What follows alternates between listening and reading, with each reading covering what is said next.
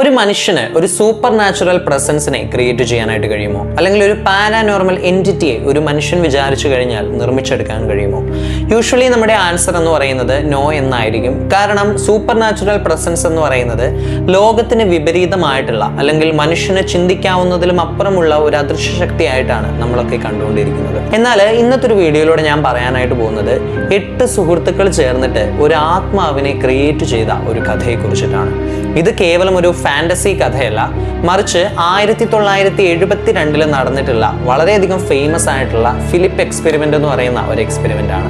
ഒരു മുറി, ആ മുറിയിൽ 8 പേരാണുള്ളത്. അവരുടെ ഒത്ത നടുക്കായിട്ട് ഒരു വലിയ മേശയുമുണ്ട്.